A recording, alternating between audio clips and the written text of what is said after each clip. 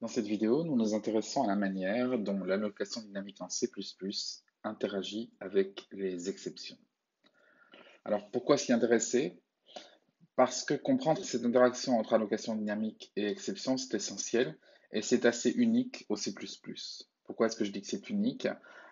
Parce que en C, ce que vous verrez plus tard en informatique 2, il n'y a pas d'exception. Donc on n'a pas de problème d'interaction entre allocation et exception.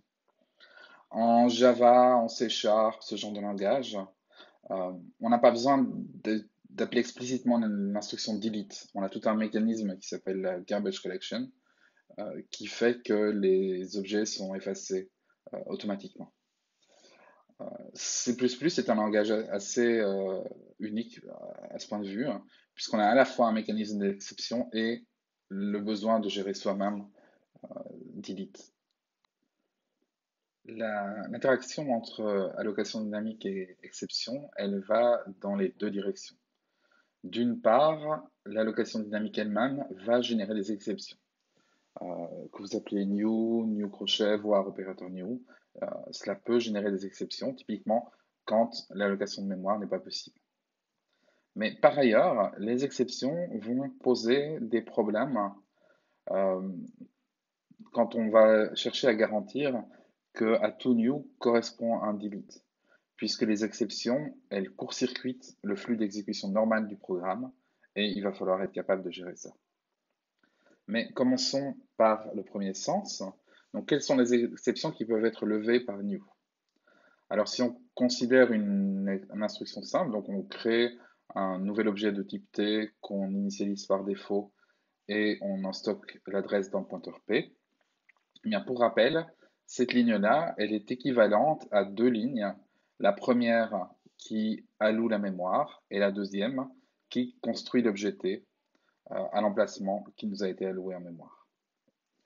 Et du coup, cette instruction new, elle va générer deux types d'exceptions. La première ligne, celle qui alloue la mémoire, va potentiellement générer une exception standard bad alloc. Euh, c'est la manière dont le C++ signale, donc la manière dont opérateur new signale que quand il a demandé la quantité de mémoire qu'il a demandé au système, le système lui a répondu non. Mais la deuxième ligne elle peut également générer des exceptions. La deuxième ligne, elle va lever toute exception qui est levée par le constructeur de T. Donc si le constructeur de T lève une exception, eh bien cette exception, elle sera relayée. Alors, comment peut-on éventuellement éviter ces exceptions? Alors, le standard Batalock, on peut l'éviter complètement si on veut. C'est pas nécessairement une bonne idée, mais on peut l'éviter. On peut dire explicitement à un opérateur new qu'on ne veut pas qu'il lève une exception. Dans ce cas-là, on lui donne un deuxième paramètre qui est standard nothrow, qui est défini dans la librairie new. Dans ce cas-là, ce que ça change, c'est que si l'allocation n'est pas possible, plutôt que de lancer une exception, elle va nous renvoyer la valeur null PTR dans le pointeur P. Et donc, en général, si vous utilisez la version nothrow, la ligne suivante dans votre programme, ce sera de tester si vous avez reçu un null PTR ou pas. Alors, une manière de travailler qui peut se justifier, euh, qui est très familière aux gens qui programment en C, parce qu'en C, c'est exactement comme ça que vous allez travailler. Alors, vous ne travaillez pas avec opérateur new. En C, vous allez travailler avec malloc ou calloc, mais ces fonctions C, comme le C n'a pas d'exception, pour signaler qu'il y a eu un problème, elle renvoie le pointeur nul PTR. Donc, si vous êtes très fort dans le langage C, ça peut être intéressant éventuellement de travailler comme ça. Mais c'est pas tout à fait la manière standard de travailler en C++. C++, on a plutôt tendance à utiliser le mécanisme d'exception pour signaler les erreurs. Alors, on peut donc dire à opérateur new de ne pas lancer badalloc. Et comme on peut le dire à opérateur new, il y a évidemment aussi moyen de le dire à l'instruction new classique. Euh, et dans ce cas-là, on lui passe standard nothrow comme paramètre. Alors, donc on écrit l'instruction new suivi de nothrow entre parenthèses, suivi du type que l'on veut créer. Alors, comment éviter les exceptions lancées par le constructeur de T? Eh bien, en général, c'est impossible.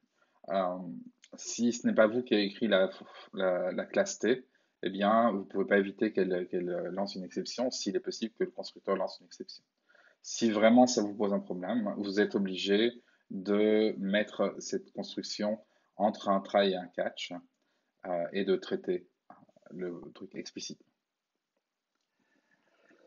Quelles sont les exceptions qui peuvent être levées par delete, par l'instruction delete? Eh bien, ça, c'est beaucoup plus facile. Il n'y en a aucune. C'est même une caractéristique forte. Euh, les destructeurs doivent être déclarés no except. Enfin, ils le sont par défaut, vous n'avez pas besoin de l'écrire, ils le sont tout normalement. Et ils doivent ils doivent être mis en œuvre ainsi. Vous ne pouvez pas avoir un destructeur qui lance une exception.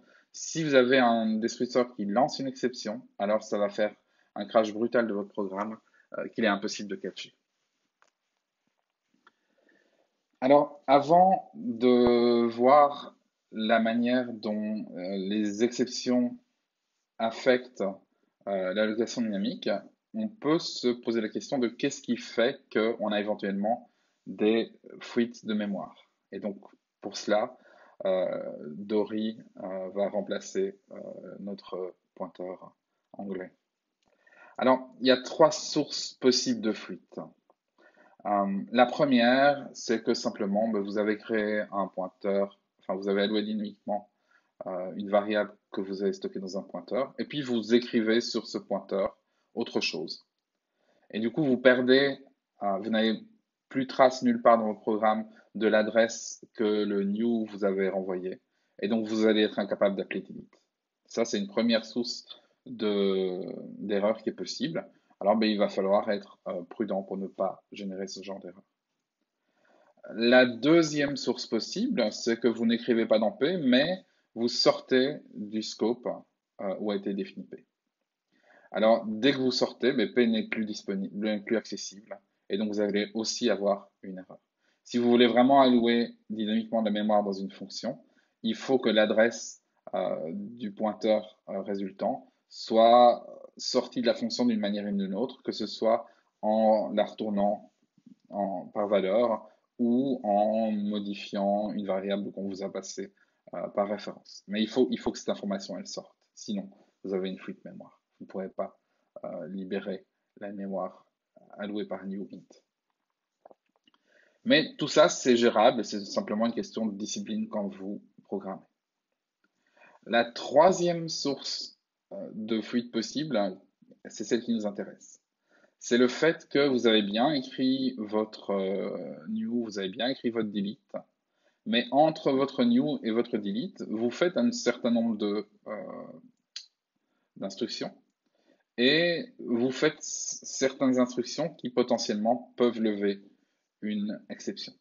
Alors, si dans notre exemple, la fonction g lève une exception, eh bien, on va sortir de la fonction f à l'emplacement de la fonction g.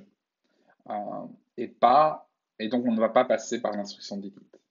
Et donc si la fonction g lève une exception, on aura une fuite de mémoire puisque le pointeur p n'aura pas été détruit.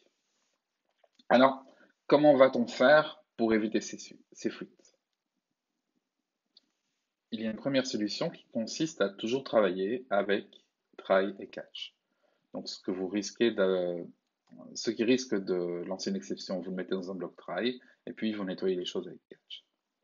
Alors, si vous pouvez nettoyer après qu'éventuellement la fonction G ait lancé une exception, eh bien votre code il va ressembler à ça. Donc vous allouez dynamiquement votre nouvel entier et vous stockez son adresse dans P. Vous essayez de lancer la fonction G. Qu'elle pose problème ou pas, vous allez sortir du try catch. Donc soit normalement en exécutant G et en passant à l'instruction après catch, soit avec une exception lancée par G, mais vous nettoyez tout avant d'aller plus loin. Dans ce cas-là, avec cette structure-là, vous êtes certain que vous allez atteindre la ligne delete et donc vous n'aurez pas de fuite de mémoire. L'alternative, c'est que votre fonction f n'est pas capable de nettoyer après G. Alors c'est courant que ce soit impossible, puisque c'est pour ça qu'on utilise le mécanisme d'exception. Dans ce cas-là, eh bien, vous vous retrouvez à devoir faire deux fois le delete, une fois dans la version normale où G s'exécute normalement, vous passez à la première ligne delete. Et puis, l'alternative, c'est que G puisse lever une exception. Vous l'attrapez, vous nettoyez ce que la fonction f a alloué, donc le delete p, et puis vous relancez l'exception puisque vous n'êtes pas capable vous-même de nettoyer après G. Alors, est-ce que c'est une bonne manière de travailler? Alors, ma réponse est claire, c'est non. Si vous travaillez avec ce genre de try-catch imbriqué dans tous les sens, euh, vous annulez complètement l'intérêt d'utiliser des exceptions en C++. Vous auriez sans doute pas dû choisir le C++ comme langage de développement. Le but du mécanisme d'exception, c'est d'être capable de séparer fortement le code qui s'exécute normalement et le code qui gère les erreurs inattendues liées au fait que vous n'aviez pas assez de mémoire, etc.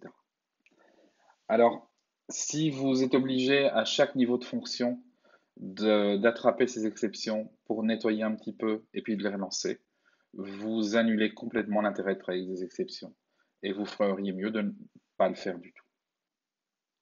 Alors, quelle est l'approche alternative? Eh bien, c'est d'utiliser le mécanisme d'exception pour qu'il appelle lui-même delete. Alors, comment est-ce qu'on fait ça? Pour ça, il faut voir comment fonctionnent les exceptions. Une exception, quand elle est levée, elle va appeler les destructeurs de toutes les variables automatiques du scope dans lequel elle est élevée, et tant qu'elle ressort d'un scope, elle fait à chaque fois ça, elle appelle tous les destructeurs des variables automatiques. Donc la technique que nous allons utiliser, c'est que tous les deletes qui sont nécessaires, ils vont être placés dans des destructeurs de variables automatiques. Du coup, toute l'allocation dynamique de mémoire, elle va être encapsulée dans des classes. Idéalement dans leur constructeur, c'est alors un principe qu'on va appeler RAII pour Resource Acquisition is Initialization. Alors, c'est un nom qui est peut-être pas très bien choisi, mais c'est le nom que tout le monde utilise. Le principe fondamental, c'est que on n'aura jamais de new et de delete libres dans le code. Tous les new et tous les delete vont être encapsulés dans des classes et systématiquement, les classes vont euh, désallouer elles-mêmes, appeler elles-mêmes les delete dans leur destructeur. Donc toutes les classes vont être capables de se détruire proprement en libérant toutes les ressources qu'elles utilisent. Et ça, ce sera le sujet des vidéos suivantes.